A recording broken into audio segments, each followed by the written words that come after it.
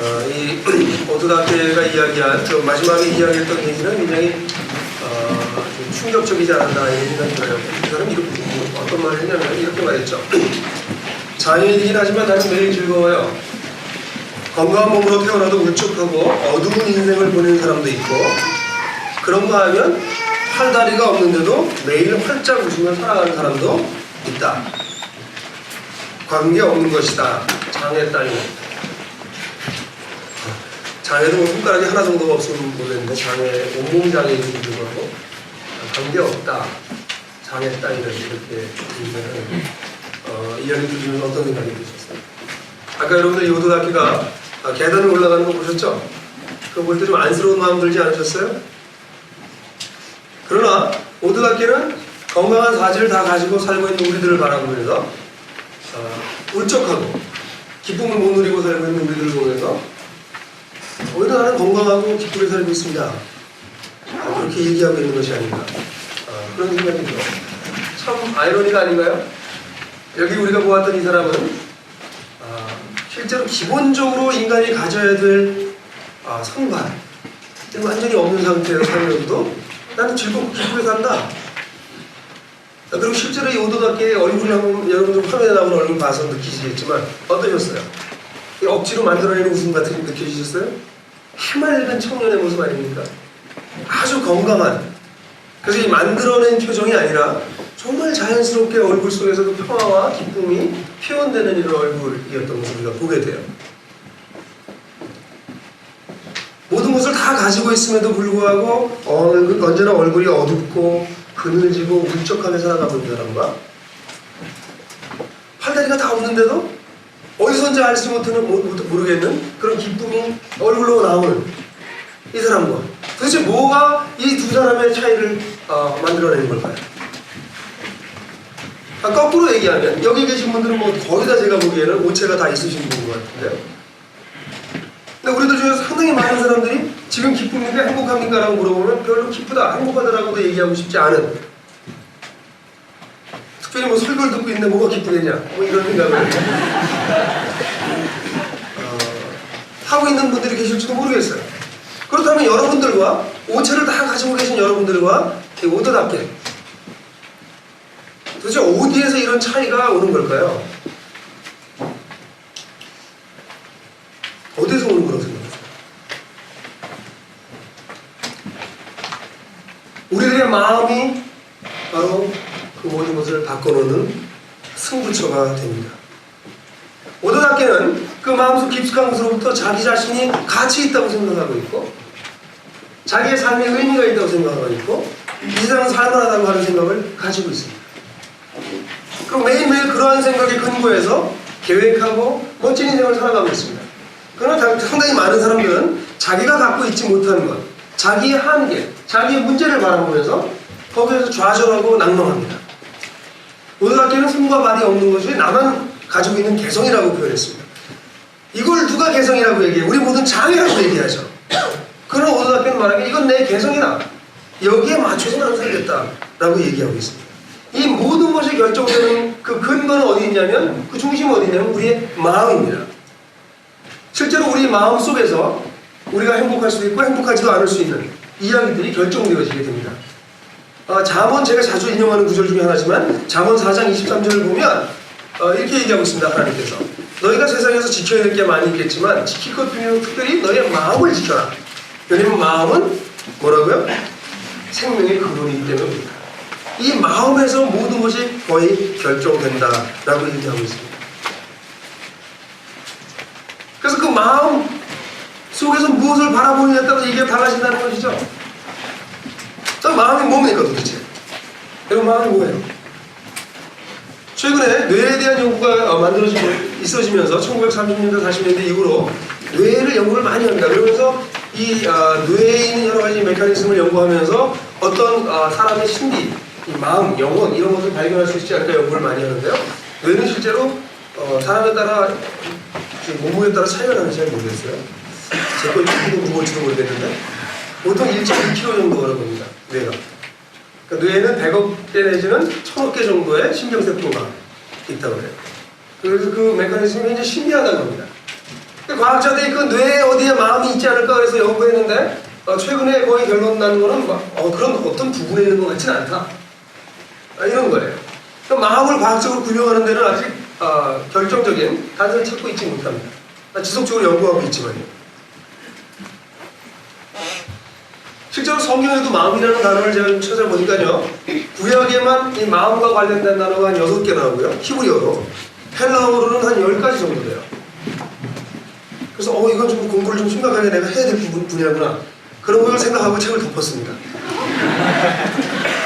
이 많은 걸 어떻게 다 공부하겠어요? 마음이라고 하는 단어만 나와 있는 구절이 신약에만 한 200개를 가져요. 이게 굉장히 복잡한 부분이에요. 그럼 도대체 어떻게 할 것인가? 이 마음에 대해서. 그런데 우리가 한 가지 아는 게 있습니다. 마음을 과학적으로, 언어학적으로, 또 의학적으로 규명하지 못할지 몰라도 우리가 마음이 무엇인지 알고 있습니다. 여러분들이랑 저랑. 우리가 다 마음을 가지고 있기 때문에 그렇습니다. 경험적으로 우리가 알고 있습니다. 그 마음은 우리의 지식과 감정과 의지가 함께 작용해서 내가 나되게 만드는 그 어떤 부분입니다. 그게 여기 있는지 어딘지 잘 모르겠지만 그거랑 상관없이 마음은 우리가 다 가지고 있고요. 그 마음 속에서 우리의 지식과 감정과 우리의 의지가 움직이면서 나의 나됨이 결정되는 그런 부분들이 우리 마음입니다.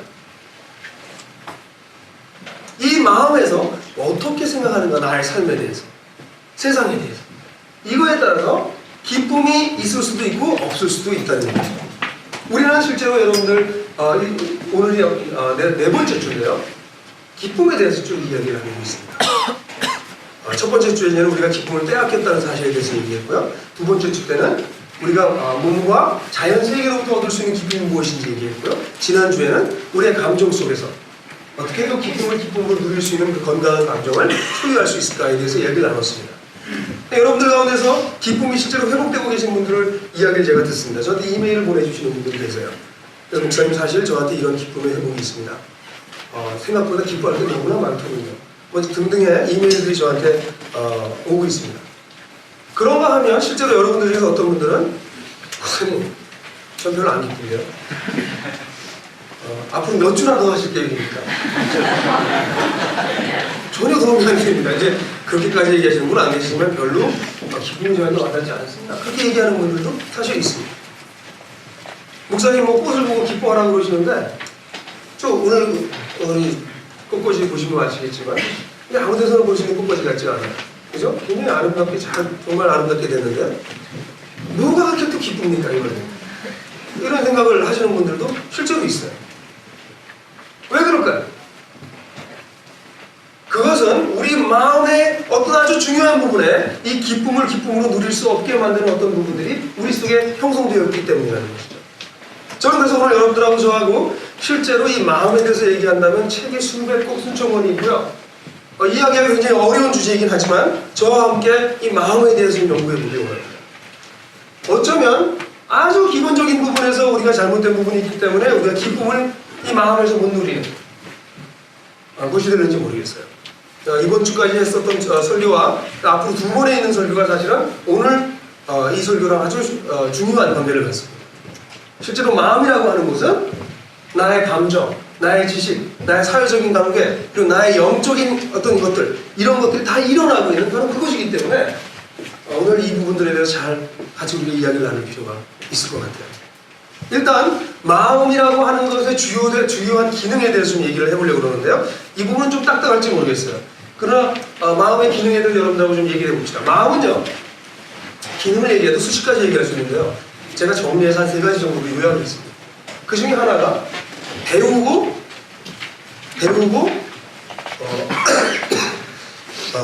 이해하는 능력입니다. 우리 마음을 가지고 우리 마음이라고 하는 것이 우리 주변에 있는 세계와 나의 인생, 세상, 다른 사람들에 대해서 배우고 이해합니다. 우리가.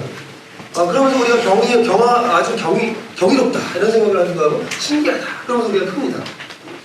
여러분들은 그런 경험이 있는지 모르겠지만 저는 중학교 때 들어가서 지리 과목을 처음 배웠어요. 근데 그 지리 과목을 하면서 어느 도시에 뭐가 유명하고 어디에 어떤 도시가 있고 이런 얘기를 들으면서 굉장히 신기했던 게 지금도 기억이 나요. 초등학교까지는 우리가 그런 걸 안 배웠던 것 같아요. 근데 중학교에 들어가서 지리 과목을 갔더니 사회인가 지리인가 그랬어요.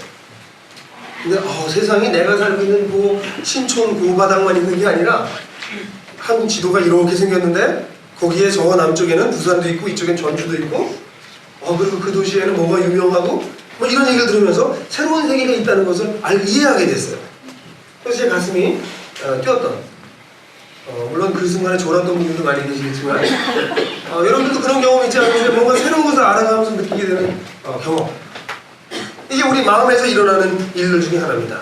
우리 어른이 되어가면서도 인생에 대해서 깨닫는 거라든가 여러 가지 것들을 계속해서 이해하고 우리가 그걸 배우고 하는 능력이 우리 속에 있습니다. 그뿐만 아니라 우리 마음은 해석하고 상상합니다. 과거에 일어났던 일들에 대해서 또 현재 일어나고 있는 일들에 대해서 해석합니다. 나에게 옛날에 그런 일이 일어났던 것은 이러이러했기 때문이다. 또 내가 오늘 요즘 나도 사랑에게 오는 것은 나에게 이런 의미가 있어. 이게 해석합니다. 그뿐만 아니라 상상하기도 하죠. 우리 여기 있는 자매들, 결혼하지 않은 자매들 대부분 상상하는 백마의 기사. 백마의 기사는 백마탄 기사죠. 백마탄 기사. 상상해봅니다. 지금 이 얘기를 할 때 얼굴 표정이 둘러서 완전히 갈라지는 걸 제가 발견할 수 있어요. 한 분은 여전히 그 얘기를 할 때 얼굴이 이렇게 미소로 아직도 그 상상 속에 계시는 분과 만나봤더니 별거 없더라. 그런 아주 반대의 느낌이 나오는데요. 그 상상하는 능력이 우리에게 있습니다. 내 자신은 누군가 해석합니다. 내 자신이 누군가를 사실 해석하는 문제거든요. 그렇죠? 내가 누군가, 나의 삶은 무엇인가, 삶의 의미는 무엇인가 상상하기도 하고 해석하는 능력이 있고요. 그다음 마지막으로 덧붙일 수 있는 것은 결정하고 그 결정한 것을 내 대해서 노력하는 그런 능력입니다. 우리는 어떠한 일들을 선택합니다. 우리 인생에 수많은 갈림길들이 있고요. 그 갈림길들을 하나를 선택해서 그 선택한 것에 최선의 노력을 기울이는 그런 능력이 우리 마음속에 있습니다. 그러니까 예를 들어서 살을 빼기로 결정했다. 이 선택하는 능력입니다. 그래서 꾸준하게 운동을 하고 음식 먹는 것을 조절해서 살을 실제로 뺀다. 그것은 선택한 것을 유지하는 그 노력하는 부분입니다. 우리 선택하는 능력은 많은데 그걸 유지하는 능력이 좀 부족한 경우들이 많이 있습니다. 이런 것들이 우리들의 마음입니다. 배우고 이해하고 해석하고 상상하고 결정하고 결정한 것에 최선의 노력을 기울이고 이런 것들이 우리 마음속에서 끊임없이 움직이고 있는 거죠. 끊임없는 운동이 이 속에서 이런 작용이 우리 속에서 일어나고 있습니다. 쉬지 않습니다. 우리 마음이 쉬는 적이 없습니다. 의식하지 못하든 이 마음이 계속 움직이고 있다는 것이죠. 그런데 이 마음을 잘 살펴보면요, 마음에는 아주 껍데기에 있는 표피에 있는 우리 관심사가 있어요. 그 관심사가 뭘까요? 여러분들 가운데 지금 설교 들으시면서 졸리신 분들은 설교가 언제 끝날까? 이게 관심사예요. 그 강의안을 이렇게 보니까 3분의 1초 왔구나 이렇게 생각할 수도 있겠고요. 어느 교회에서는 그 아주 나쁜 방법인데요. 설계하신 분이 지붕으로부터 빛이 내려와가지고 이 단에 십자가가 이렇게 오도록 그렇게 아주 기가 막힌 디자인을 했답니다. 그래서 근데 해는 움직이잖아요. 십자가도 움직이는 거죠. 그래서 그 교인들은 십자가가 저기쯤 하면 끝나는데 신기한 분위기와 이런 걸 의도했던 건축가의 계획과는 전혀 다르게 아직 끝날 때가 됐고요. 표피적으로 우리가 생각하는 게 있습니다. 여기 있는 분들 중에서 김관영 목사와 몇몇 사람들은 이제 2시에 우리는 축구 동아리로 모인다. 이런 생각을 우리가 하고 있어요. 저도 그 중에 하나입니다. 근데 이런 표피적인 건 밑으로 내려가기 시작하면 생각은 점점 심층적으로 내려갑니다. 만약에 여러분들 가운데 가족이 누군가 아픈 사람이 있어요. 그럼 그 생각을 늘 하고 있지 않지만 마음속에 그것이 여러분들 중간쯤에 흘러가고 있어요. 아픈 것 때문에. 또 여러분들 가운데 경제적으로 어려운 걸 경험하고 있는 분들이 있다면 그것이 여러분들 마음속에 지금 막 돈 생각을 안 하고 있지만 그게 흘러가고 있습니다. 그런데 그 밑에 맨 바닥에 가면 우리의 의식이 아주 근저에 있는 두 가지 아주 중요한 관심사가 있습니다. 오늘 제가 여러분들에게 그걸 얘기하려고 합니다. 그 중에 하나는 뭐냐면 내가 누구이고 나는 어떤 가치가 있는가 하는 것입니다. 나는 누구고 나는 어떤 가치를 가지고 있는가, 그게 내 의식에 근저에 올라가고 있어요. 저 밑에. 또 하나는 세상은 뭐고 인생은 뭐냐, 세상은 뭐고 난 거기서 왜 살아야 되는가 하는 나라는 생각이 우리 의식의 밑에 바닥에서 이렇게 쭉 흘러가고 있다는 것이죠. 이거는 늘 우리가 나는 누구인가? 나의 가치는 무엇인가? 이렇게 생각하는 일이 거의 없습니다. 또 인생은 무엇인가? 왜 살아야 되는가? 이런 걸 앉아서 고민하는 사람들도 많지가 않습니다. 이것은 어느 정도 결정된 생각이 우리 밑에 깔려 있다는 것이죠. 그 의식의 세계로 끄집어 올려서 표피해서 생각하는 것이 아니라 저 밑에 깔려 있는 것이라는 것이죠. 이 밑바닥에 있는 생각이 실제로 그 위에 있는 여러 가지 마음에 영향을 실제로 끼치게 됩니다. 마음속에서 기쁨을 상실하게 된 이유가 있어요. 기쁨에 대한 설교를 지금 하면서도 어떤 분들은 전 기쁘지 별로 않습니다라고 얘기를 하는 이유는 아 좋다, 참 좋다, 그거 아무리 해도 나는 기쁨이 회복되지 않습니다라고 얘기하는 이유 중에 하나는 여러분들 마음 저 밑바닥에 있는 여러분들 자신에 대한 생각과 여러분들이 세상을 보는 눈, 그것 자체가 긍정적이지 않다면, 거기가 매우 부정적이라면 여러분들 겉으로 얘기하는 기쁨은 그냥 우스운 얘기일 뿐이죠. 천진난만한 얘기죠. 내 자신의 가치가 없다고 생각하는 거예요. 내 이 세상에 살만한 것도 아니고 인생이 그렇게 괜찮은 거라고 생각도 안 하는데 무슨 기쁨이 있겠어요? 저 밑바닥에 크게 흘러가고 있는데. 마음속에서 기쁨이 상실된 이유는 바로 이 두 가지, 마음속에 있는 이 두 가지 요소에 있습니다. 사람들은 매우 부정적인 자아상을 가지고 계세요. 여러분, 자아상이라고 하는 건 내가 누군가 하는 겁니다. 내가 어떤 사람이고 어떤 가치를 가지고. 우리 자아상이 어떻게 만들어지는 줄 아세요? 우리 어릴 때요, 아주 연약하고 무력했던 어릴 때 우리가 우리 주변 사람들이 이렇게 보면서 주변 사람이 나를 대하는 걸 통해서 내 자아상이 만들어집니다. 굉장히 사회학적인 부분이에요. 물론 심리학적인 부분도 있지만, 그러니까 우리 어머니 아버지가 나를 보고서 반응하는 거 보면서 아 내가 그런 사람이구나 이렇게 생각을 해요. 형제랑 관계를 지면서 그 속에서 내가 누군지가 발견되어져요. 그런데 불행한 것은 우리가 자라나면서 매우 부정적인 얘기를 끊임없이 듣는다고 하는 것입니다. 부모님들이 하시는 실수 중에 큰 실수가 비교하는 겁니다. 너는 왜 오빠처럼 못하고, 너는 왜 막내처럼 못하고. 그 자기 집안에서만 해도 참 슬픈 얘기인데 옆집까지 갑니다. 옆집에 또 이렇게 해서 이렇게 할 때 아이들은 나는 가치가 없고 공부를 잘하고 못하고 관계없습니다. 사람들이 부모가 얘기하는 걸 들으면서 자기가 자기의 가치에 대한 생각을 무의식적으로 갖게 됩니다. 주변에 의해서 그 자아상이 형성되어져 가는 것이죠. 그러다가 이런 자존감을 뒤흔드는 그런 사건이 생기기도 합니다. 여러분들 가운데 지금도 수학 그러면 막 이가 떨리는 분이 계실 거예요. 영어 난 안 해 이런 분들이 있어요. 그분들 이야기를 들어보면 대부분 선생님이라고 하는 거예요. 여러분들이 영어 배울 때 학교에서 큰 실수했을 때 그걸 아주 모욕을 당했다거나 수학 선생님이 여러분들 아주 괴롭혔을 때 어떤 과목에 대한 아주 전반적인 그 관심이 없어지는 경우가 있고요. 어떤 경우는 아주 심하면 학교 자체가 하는 게 싫어져요. 그런 거 여러분들 경험하신 분들 계시죠? 여러분들 어두운 과거를 숨기지 마십시오. 다 알고 있습니다. 실제로 그런 사건을 통해서 우리가 그런 선생님들, 친구들, 친척, 애인, 그리고 실제로 살아가면서 겪게 된 여러 가지 사건들, 이런 것들을 통해서 우리가 부정적인 자아상을 가지게 됩니다. 나는 가치가 없어. 난 별 볼일 없는 사람이야. 난 열심히 해봤자 난 결국 이렇게 살다가 그냥 그렇게 죽게 될 거야. 그런 생각이 저 밑에 흘러가고 있어요. 그런 생각이 흘러가고 있는 한 뭐 꽃이 이쁘다고 아무리 얘기해봤자 기쁠 턱이 없습니다. 내 인생의 가치가 없다고 생각하고 있는데,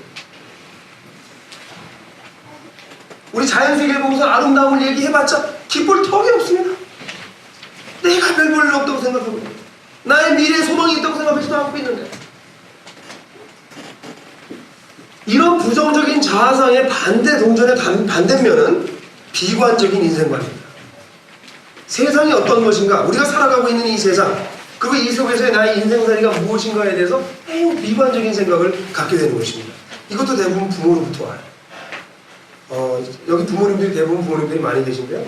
우리 부모가 부모 역할을 하면 참 힘든 것 같아요. 사실. 이 모든 걸 아이들한테 물려주기 때문에 그래요. 의식하든 의식하지 않든. 근데 부모가 늘 어머니가 불평하고 고민하고 염려하면서 하시는 그 어머니 밑에서 큰 아이들은 세상이 항상 염려스러워요. 그게 몸에 배요. 아, 세상은 염려스러운 거. 세상은 근심스러운 거. 이렇게 생각합니다.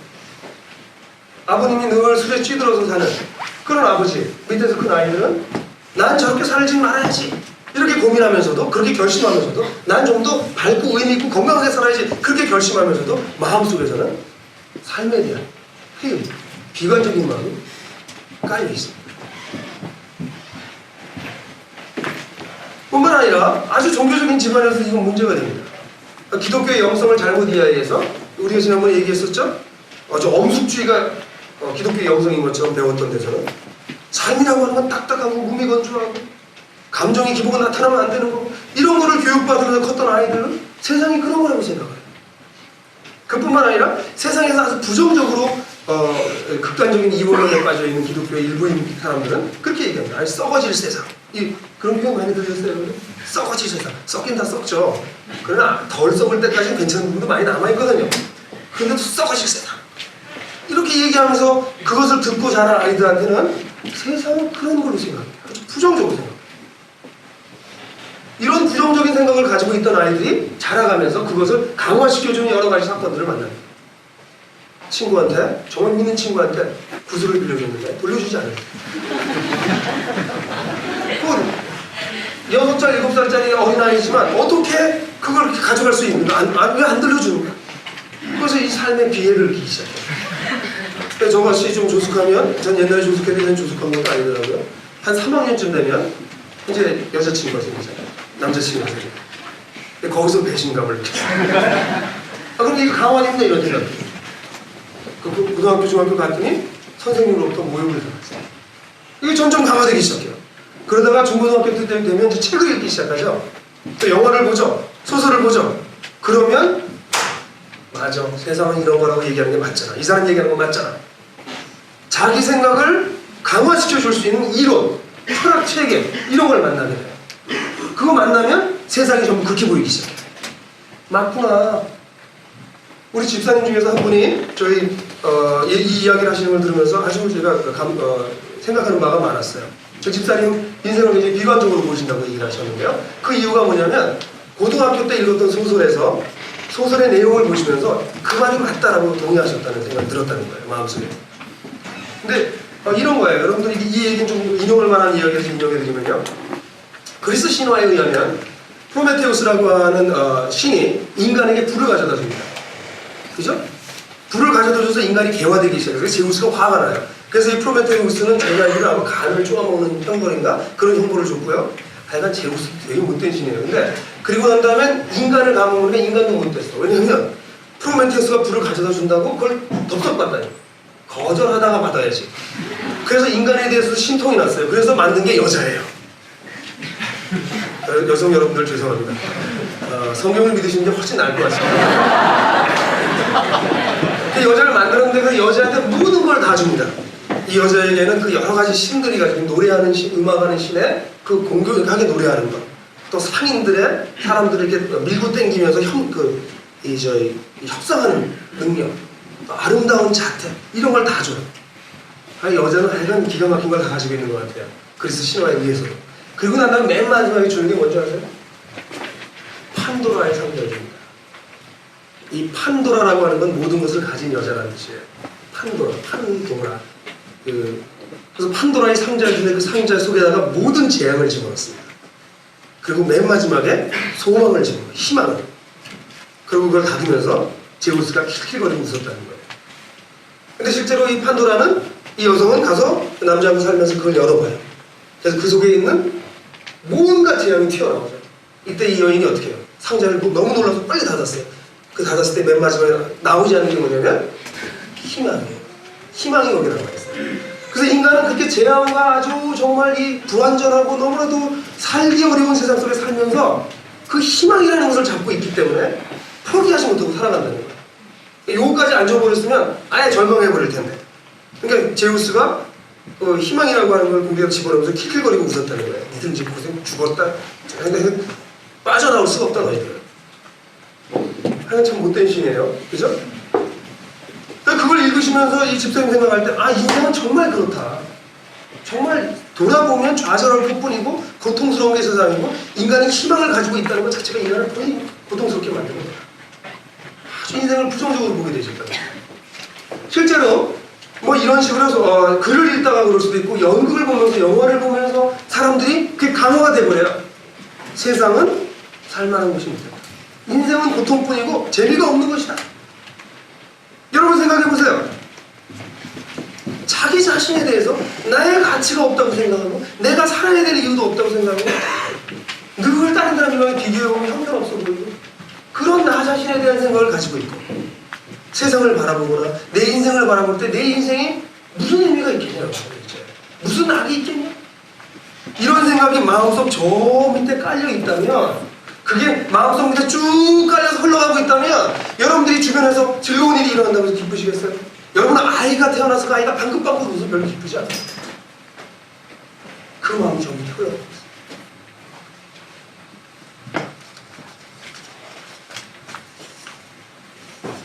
저는 대부분의 굉장히 많은 사람들이 자기 마음속 저 깊숙한 곳에 이 아주 더럽고 아주 부정적이고 아주 비관적인 이런 생각을 저 밑에 깔아놨기 때문에 대부분의 사람들이 기쁨을 회복하지 못한다는 생각을. 기쁨에 대한 설교를 들어도 기뻐질 수가 없어요. 왜 근본적인 문제가 해결이 안 되는데요? 도대체 나는 뭔가? 나의 가치는 뭔가? 내 인생은 왜 살아야 되나? 저는 여러분들에게 오늘 이 설교를 하면서 마음속의 기쁨을 여러분들이 재발견하게 되기를 원합니다. 그러기 위해서 실제로 오늘 읽었던 성경, 제가 여러분들이 같이 읽고 싶은 성경 구절이 하나 있는데요. 그 성경 구절은 우리에게 너무나도 중요한 어떤 방향을 제시해 줍니다. 시편 51편 6절이에요. 한번 설교 안에 있는 내용을 한번 다 같이 한번 읽어볼까요?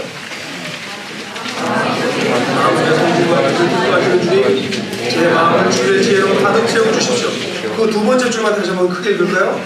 제 마음을 주의 지혜로 가득 채워주십시오. 제 마음을 주의 지혜로 가득 채워주십시오. 여러분들 보세요. 꼭 이런 거랑 똑같아요. 저랑 같이 한번 상상해 보시겠어요? 아주 큰 이만한 물통이 있다고 생각해 보십시오. 큰 물통이 있고요. 거기 맑은 물이 차여 있어요. 그게 우리 마음이에요. 그게 우리 원래 마음이에요. 근데 거기에 우리가 자라오면서 그 아주 그 맑은 물 속에 계속 사람들이 더러운 걸 집어넣어줬어요. 너는 가치 없는 아이야. 네 그 살아봤자 뭐하냐? 인생은 그런 거야. 인생에 무슨 낙이 있니? 이런 마음을 계속 여러분들 마음속에 집어넣어줬어요. 그래서 이 맑은 물 밑바닥에 그게 바닥에 이렇게 깔려있어요. 그게 우리 상태예요. 시편 얘기는 무슨 얘기냐면 우리 마음을 지금까지 우리가 채워놨던 이런 것이 아니라 하나님의 지혜로 채우라고 하는 것입니다.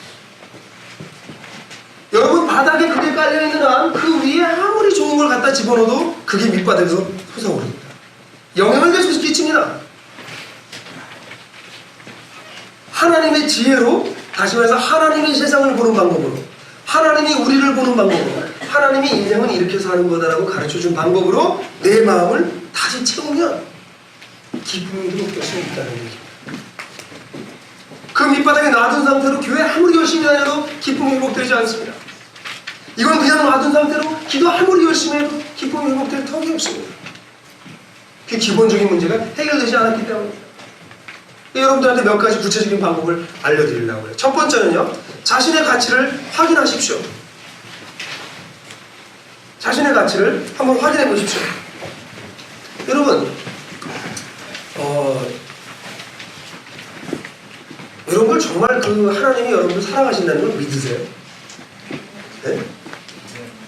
안 믿으시는 분이 참 많아요.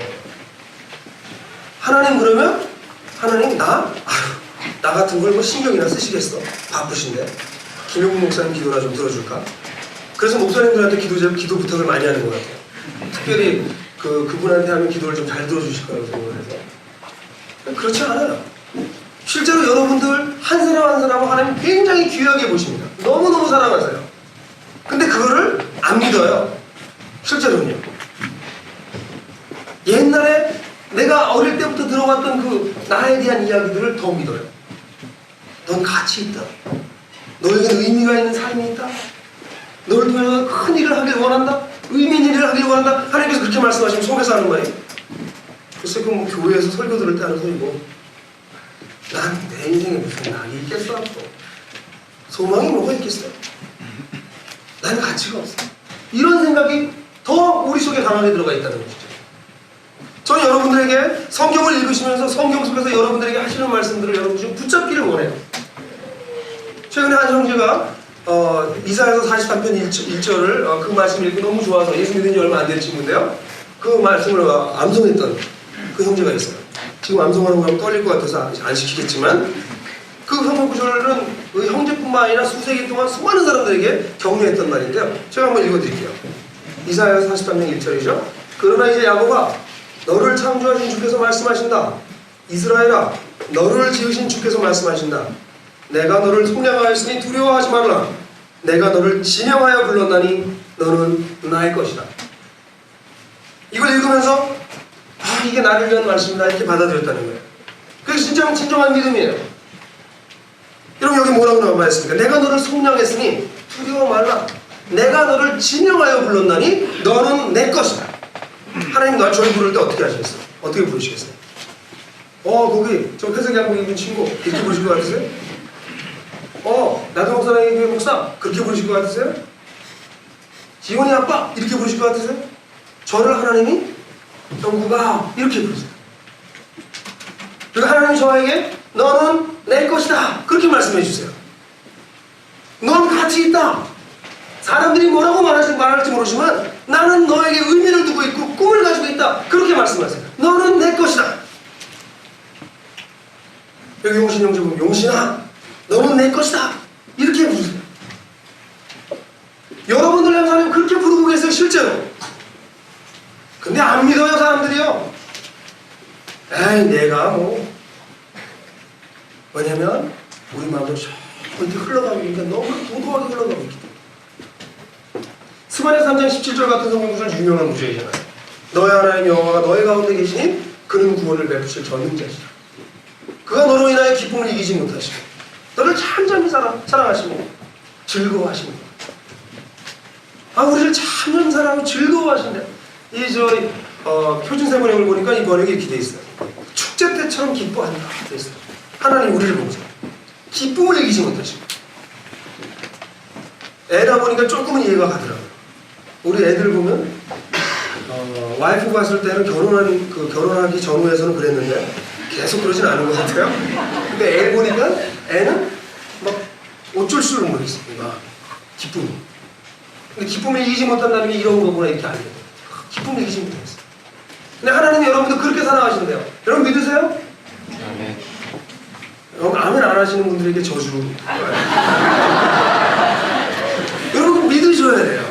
성경에서 끊임없이 여러분들 그렇게 사랑한다고 얘기해요. 왜 사랑하세요? 가치가 있어요 여러분들. 여러분 한 사람 한 사람에 의미가 있어요. 근데 사람들은 안 믿어요. 로마서 8장 31절 32절 같은 경우는 이렇게 말씀하고 있습니다. 그렇다면 이런 일을 두고 우리가 무엇이라고 말할 수 있겠습니까? 하나님이 우리 편이시면 누가 우리를 대적하겠습니까? 하나님이 우리 편이랍니다. 하나님 내 편에 서 있을 때 내가 하나님 팀에 속했대요. 당신의 아들을 아끼지 않으시고 우리 모두를 위하여 내어주신 분이 어찌 그 아들과 함께 모든 것을 선물로 주지 않으시겠습니까? 그 아들까지 우리를 위해서 희생하신 분이기 때문에 모든 걸 주실 거다. 이게 로마서 얘기입니다. 그러니까 하나님이 내 편인데 뭐가 무서워 인생에서. 그게 신앙입니다. 그게 믿는 것입니다. 여러분 하나님 여러분을 사랑하십니다. 여러분 한 사람 한 사람들을 향해서 놀라운 뜻을 가지고 계세요. 여러분들이 꿈꿔보지도 못한 그런 계획들을 가지고 계세요. 그게 성경에서 끊임없이 여러분들을 향해서 이야기하고 있는 하나님의 선언입니다. 사람이 이걸 압니다. 여러분 믿는다는 게 뭘까요? 믿는다는 건 지금 제가 이야기한 걸 받아들이는 겁니다. 근데 이것은 한 번에 끝나지가 않아요. 여러분 저를 생각해보세요. 여러분들이 자라나오면서 여러분들 부모님이나 여러분 주변에 있는 사람들한테서부터 여러분들은 가치가 없다는 얘기를 우리는 끊임없이 들었습니다. 이건 부모가 의식하고 할 건 안 하고 할 건 자주 하는 말들이에요. 또 친구들도 그래요. 그냥 야 너는 왜 오빠만 못하니? 넌 좀 막내처럼 좀 해라. 이런 얘기를 들을 때 그 말은 우리에게 어떻게 들어오냐면 너는 가치 없는 놈이야. 이렇게 들립니다. 여러분 그런 말을 하루에 몇 번이나 들으면서 클까요 우리가?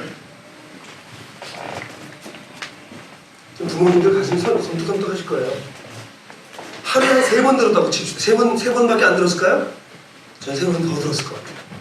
하루에 크면 저희 집에서도 저희 집사람하고 얘기하는 게 우리 아이들한테 뭐뭐 하지 말아라는 얘기를 좀 우리가 줄여야 되겠다. 그런 얘기를 좀 했어요 최근에. 뭐 하지 말아야 될 걸 얼마나 많이 하는지 얘들이. 그러니까 하지 말아라는 얘기를 하면서 근데 하지 말 건 너무 하지 말아야죠. 위험스러운 일들을 많이 하거든요 애들이. 그러나 그 말을 하면서 우리도 알지 못하는 사이에 그 아이한테 너는 문제덩어리야. 너 때문에 골치가 아파. 이런 이미지를 걔한테 계속 주고 있으면 그 아이의 그 맑은 마음의 그 마음통 밑에 그 침전물들을 쌓고 있는 거예요 제가. 근데 그걸 하루에 3번 정도만 듣겠어요 애들이요? 한 3번이라고 칩시다. 그리고 1년에 365일 중에서 333일로 칩시다.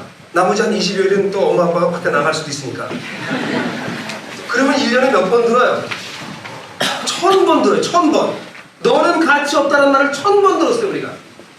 적게 쳐서 심한 사람들은 맞고 부모로부터 버림받고 이건 뭐 그냥 말로 듣는 거랑 상할 수 없는 고통이에요. 근데 평범한 사람만 쳐도 한 1000번 들어요. 그거 의식하고 나서 듣기 시작한 게 한 2살부터 시작해서 18살까지 16년 15년 후부터 자릅시다. 그럼 15,000번 들으세요. 너는 가치 없다는 말을 15,000번 들었어요. 여러분들 우리가 그런 사람이에요. 왜 여러분들 마음속 깊숙한 곳에 그런 생각이 흘러가는 줄 아세요? 너는 가치 없다는 얘기를 15,000번 내 주변 사람들한테 들었어요. 적게 쳐서. 근데 더 놀라운 게 뭔지 아세요? 자아가 생기기 시작하면서부터 내가 나한테 가치 없다는 거예요. 내 옆에 사람이 뭐라고 얘기하는 게 아니라 어떤 일이 생기면 그렇지 나는 그거 못할 줄 알았어. 넌 할 필요 없어. 어차피 넌 안 돼. 자기한테 그 소리를 또 하기 시작해요. 이거는 외부로부터 듣는 것보다 더 많았어요. 3, 4만 번. 자기 속에 스스로에게 가치 없다는 얘기를 스스로에게 끊임없이. 우리가 겉으로 볼 때는 이렇게 멀쩡하게 앉아있지만 실제로 우리 속을 들여다보면 내가 나를 생각하는 모습을 우리가 많이 그려가지고 거기 이렇게 앉혀놓으면 여기 첩첩해요. 나는 가치 없다. 수천 번이 아니라 수만 번 그 얘기를 들으면서 우리는 커왔어요 여기까지. 그러니까 그런 생각이 나도 모르게 내 의식 밑에 흘러가고 있는 게 당연하죠. 하나님을 믿는다는 건 무엇입니까? 하나님 앞에 나아가서 너는 가치 있다. 아니다. 너는 가치 있다. 너의 삶은 의미가 있다는 얘기를 다시 듣는 것입니다. 한 몇 번쯤 들으면 될까요? 우리가 5만 번 가치 없다는 얘기를 들었으면 한 5만 번 들으면 돼요. 하루아침에 되는 거죠. 믿는다는 것은 받아들인 것 플러스 그것이 내재화되는 것입니다. 내 것이 돼야 돼. 내 속에서. 진짜 내 것이 돼. 신앙생활 아무리 오래 해도요. 내재화되지 않으면 실제로 속으로는 자기 속에는 자기가 가치 있고 자기가 의미 있는 삶을 위해서 하나님이 특별하게 지으셨다는 생각을 믿지 않아요. 가치 없다고 생각하는 생각이 내 속에 흘러가고 있다고 하는 것이죠. 제 설교할 때 여러분들 가치 있다는 얘기를 많이 합니다. 여러분들 사랑하신다는 얘기를 많이 합니다. 하나님께. 제가 이상한 건요. 제가 그 얘기를 할 때 제가 굉장히 기뻐요. 마음속에 말할 수 없는 슬픔 같은 게 섞여있는 기쁨이 저한테 있어요. 어쩌면 하나님 마음이 그런 건지 몰라요. 사람들이 그걸 모르고 자기를 비하하고 자기를 가치 없다고 생각하고 있는 여러분들을 보시면서 하나님은 여러분들을 사랑하신다고 얘기하세요. 오늘 한 서너 번 했으니까 한 5만 번 들을 걸 치면 아직도 한 많이 남았네요. 앞으로 계속 제가 얘기할 생각이에요. 여러분들 가치 있으신 분이에요. 그리고 우리가 서로도 그런 얘기 좀 해줘야 돼요. 아, 너무 잘했어. 훌륭해. 그런 얘기 자꾸 우리가 해줘야 돼. 우리 이 종이, 여러분들 받으시는 우리 안내문, 보면 그거 여러분들 우리 이제서에 맞춰서 자르는 줄 아시지만, 저희 스태프들이 다 자꾸 잘라요. 여러분들이 받으시는 강의하는 제가 자릅니다. 우리 교회에서 오해하시는 분이 계세요. 이렇게 모든 게 다 이렇게 자동으로 되는 거예요. 이 막도 열렸다 닫혀도 전동으로 하시는 줄 아시지만, 저 뒤에서 이게 잘못당기는 사람들이 아니에요. 여기 형제가 이게 잘못당기고 있는 건데요. 우리가 항상 최선을 다해서 하려고 하다 보니까 교인들이 여기 오시는 분들이 이 교회는 하여간 뭐든지 최고급으로 하는구나 이렇게 생각을 하시는데 그거 아닌데요. 아니 이거 딴 얘기인데요. 이게 자르는데 이게 잘못 자르면 끝이 너덜너덜하게 잘라지거든요. 그죠? 근데 이게 아주 잘 자르면 잘 잘라져요. 여러분들 강의하는 제가 자르는 건데요. 강의한 방식은 제가 자릅니다. 근데 그 자르는 거 보고서 아 이거 참 깔끔하게 잘 잘랐네. 그렇게 말해주는 거가 경유하는 거예요. 근데 예를 들어서 야, 너덜너덜하게 뭐냐? 이렇게 얘기를 하면 듣는 사람은 다음번에 잘 자르죠? 이렇게 하면 건강한 사람이에요.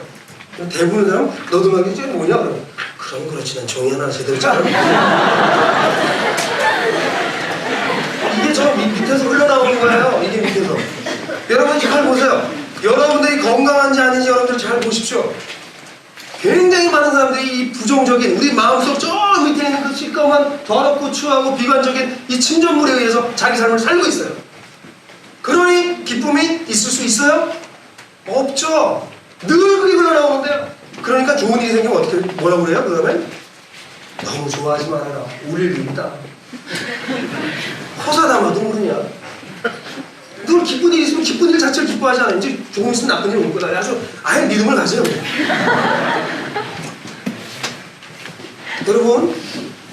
여러분 자신에 대한 생각을 하나님의 지혜로 채우십시오.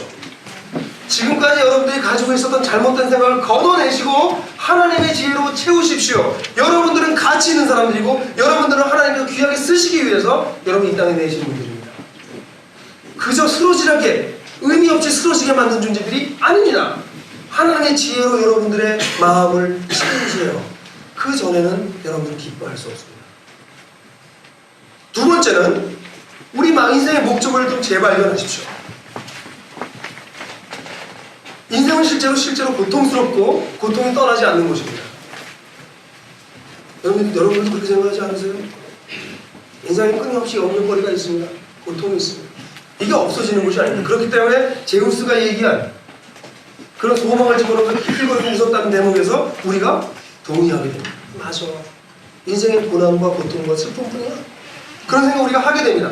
그러나 그럼에도 불구하고 인생은 우리가 슬픔에 의해서 완전히 점정당해버리거나 고통과 아픔에 의해서 우리 인생이 완전히 쇠진해버리는 그런 것이 우리 인생은 아닙니다. 비록 인간이 죄를 졌고 죄로 인해서 인간관계가 다 망가졌음에도 불구하고 인간의 삶에는 여전하게 기쁨과 행복과 소망과 즐거움에 여러분들이 남아있습니다. 하나님이 세상에 대해서 관심을 가지고 계시기 때문에 비록 망가진 세상이라 할지라도 포기하지 않으셨습니다. 하나님이. 여러분들이 세상을 보는 여러분들의 눈을 바꾸시길 바랍니다. 그뿐만 아니라 우리 인생의 고통스러운 곳이기 때문에 잘 들으세요. 우리 인생의 고통이 너무나 많기 때문에 내가 살아야 될 이유가 있어요. 여러분 만약에 인생에 고통이 없다고 생각해 보세요. 세상 주변에 아무런 고통과 아픔이 없다고 생각해 보세요. 그럼 난 할 게 뭐가 있어요? 난 재밌게 살면 되죠. 나 혼자. 그러나 우리 주변에 고통이 너무나 많기 때문에 자신의 가치를 하나님 앞에서 제대로 발견한 사람들은 할 일이 너무나 많아요. 이제 내가 회복됐기 때문에 내 주변에 있는 사람들을 도와야 돼요. 내가 할 일이 너무 많아요. 인생에 대한 관점을 바꾸십시오. 재발견하십시오. 인생에 대해서도 역시 하나님의 지혜로 여러분 다시 채워나가기 시작하십시오. 오늘 2시에 우리가 축구팀이 모이게 돼요. 저로서 너무나 행복한 시간이고요. 우리 월드컵과 함께 발전하는 걸 바라는 바람이었어요. 근데 저를 더 기쁘게 하는 것은 이것을 조직했던 형제가 그냥 우리끼리 볼차는 걸 위해서 이걸 한 게 아니라는 거죠. 우리가 주일날은 우리끼리 하지만 이제 꿈이 야무져요. 한 번 쳐야 되겠냐. 토요일도 축구를 하는 걸 만들어서 이 주변에 있는 사람들, 남자들 축구 굉장히 좋아하거든요. 여러분들 아시죠? 잘 못해도 축구는 다 좋아해요. 그래서 축구하기 원하는 사람들을 이렇게 모아서 그들에게 복음을 전할 수 있고 참여인들과 가까이 지낼 수 있는 그런 기회를 삼겠다는 그런 야심찬 계획을 가지고 있습니다. 단순히 우리끼리 몰치하겠다는 게 아니라 그냥 공을 하나 차도 그냥 우리끼리 모여가지고 공 차고 끝나고 고기 뭐 먹고 목욕하러 가자 이게 아니라 이걸 통해서 뭔가 다른 일들을 도모하고 싶은 마음들이 생겨나는 것, 그것이 인생에 대한 목적이 바뀐 사람들에게서 나타나는 현상입니다.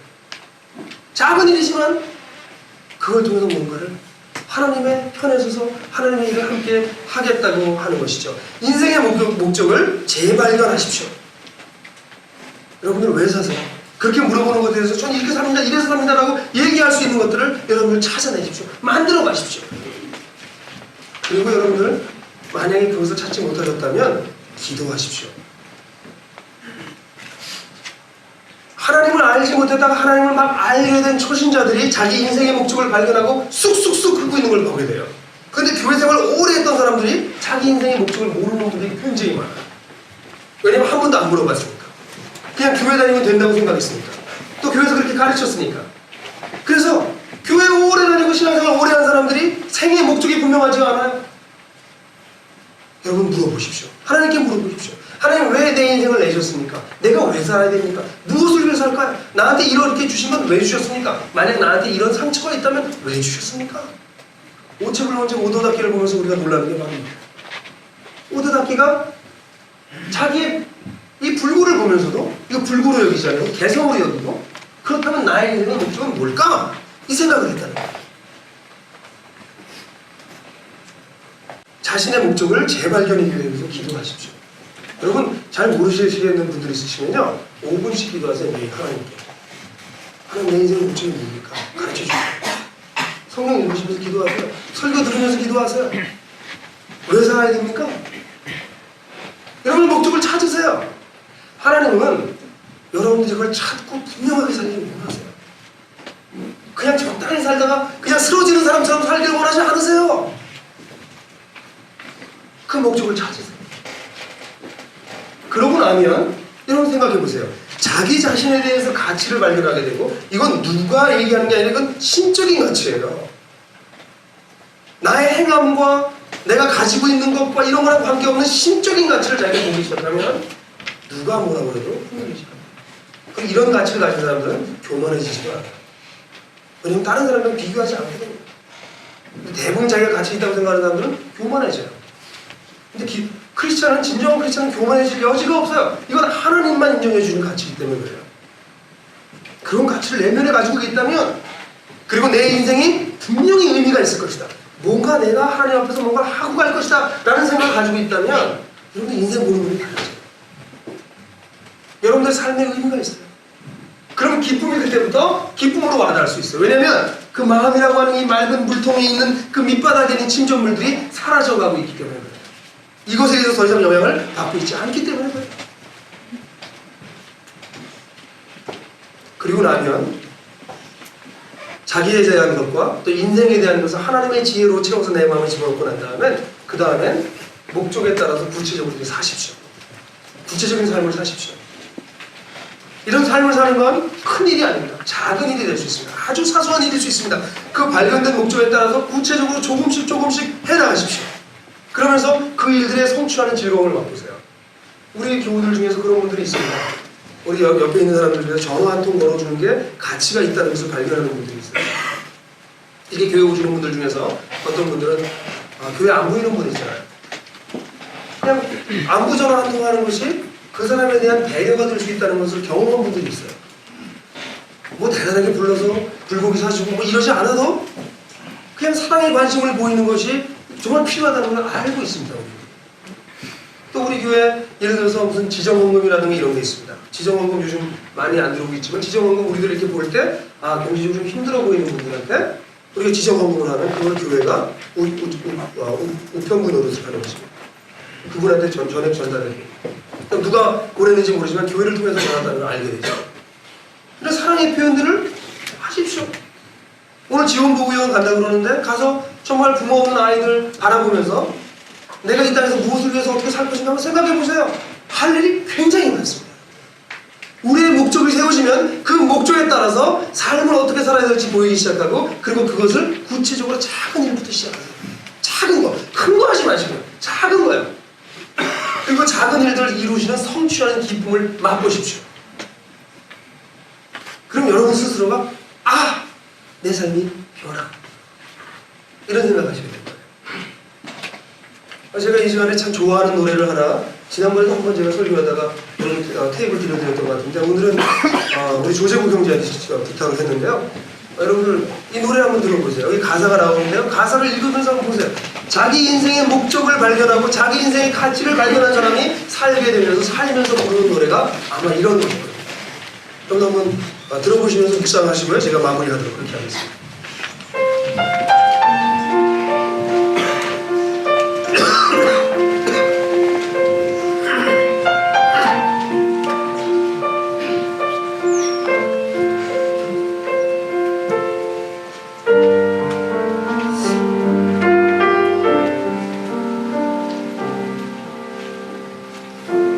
삶의 작은 일에도 그 마음을 알기 원하네. 그 길, 그 좁은 길로 가기 원해. 나의 작음을 알고 그분의 크심을 알며 살아. 그 깊은 길로 가기 원하네.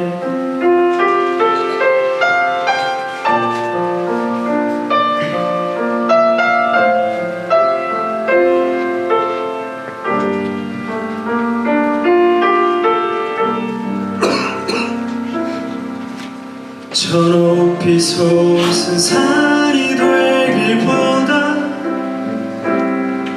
여기 오름직한 동산이 되길. 내 가는 길만 비추기보다는 누군가의 길을 비춰준다면 내가 노래하듯이 또 내가 얘기하듯이 살길 난 그렇게 죽기 원하네. 삶의 한 절이라도 그분을 담기 원하네.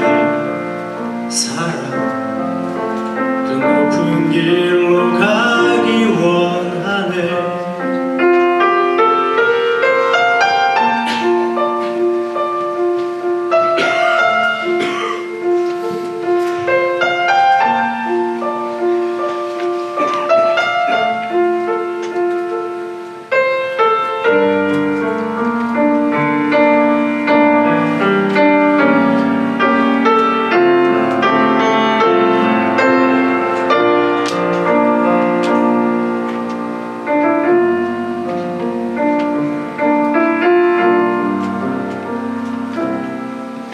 저 높이 솟은 산이 되기보다 여기 오름직한 동산이 되길. 내 가는 길만 비추기보다는 누군가의 길을 비춰준다면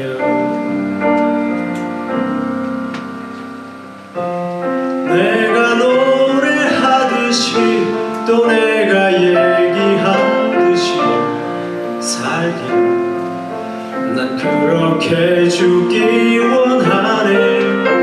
삶의 한 절이라도 그분을 담기 원하네. 살아 그 좁은 길로 가기 원하네. 깊은 길로 가기 원하네. 그 높은 길로 가기 원하네.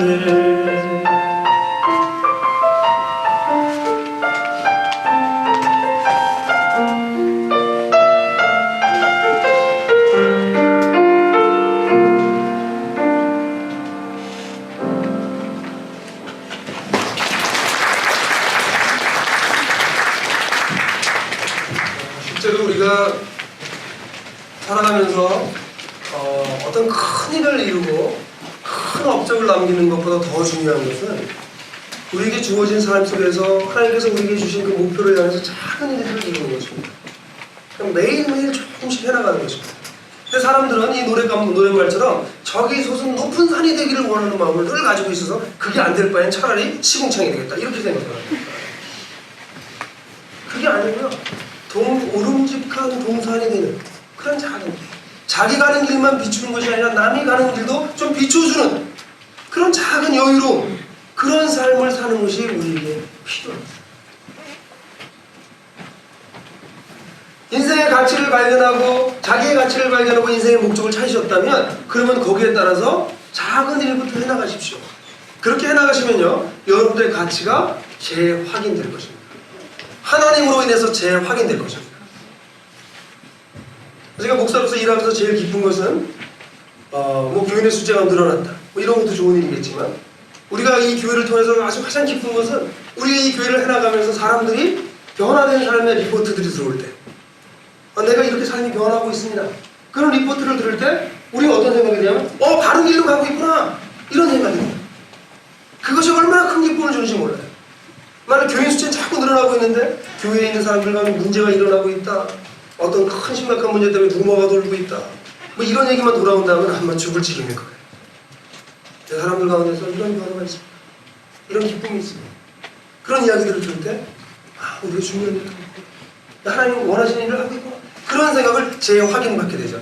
하나님의 목적을 발견하셨으면 그에 따른 작은 일들을 꾸준하게 하십시오. 그러면 반드시 여러분들이 하고 있는 일에 대한 리워드가 확인되는 이야기들이 여러분들에게 다가올 겁니다. 그게 바로 이정표입니다. 바로 가고 있다는 것을 발견하게 되는 이정표죠. 저는 여러분들 오늘 이 이야기를 통해서 여러분들하고 제가 근원적인 기쁨의 문제를 좀 해결하기 시작하길 원해요. 오늘 이 설교를 들으셨다고 오늘 기쁨이 회복될 거라고 생각하지 않아요. 왜냐하면 오늘 여러분들 가치 있고 귀중한 존재라고 하는 얘기를 저한테 한 10대 번 들으셨지만 지금까지 여러분들 몇 번이나 들었다고요?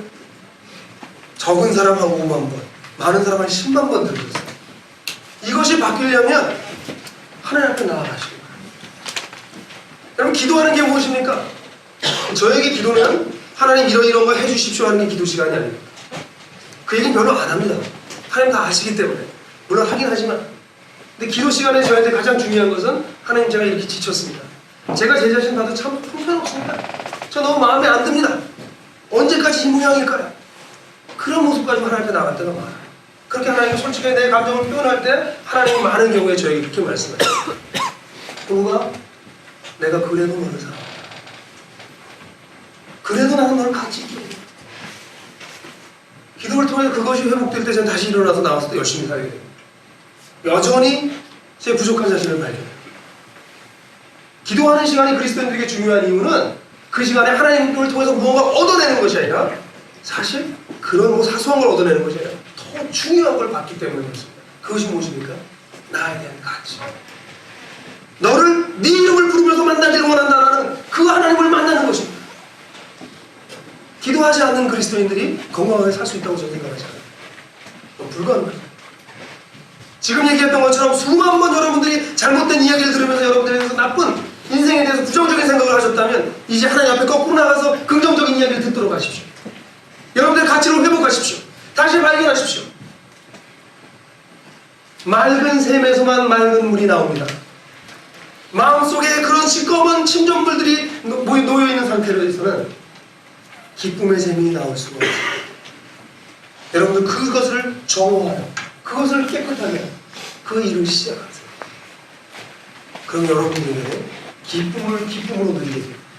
기쁨을 기쁨으로 보게 되는 일들이 여러분들에게 한 걸음씩 한 걸음씩 다가오는 것입니다. 같이 기도하겠습니다. 영상이 도움이 되셨다면 지금 다른 분들과 공유해 보세요. 그리고 하나복 채널을 구독하시면 저희가 새로운 영상을 계속 업데이트하는데 그것을 먼저 만나보실 수 있습니다.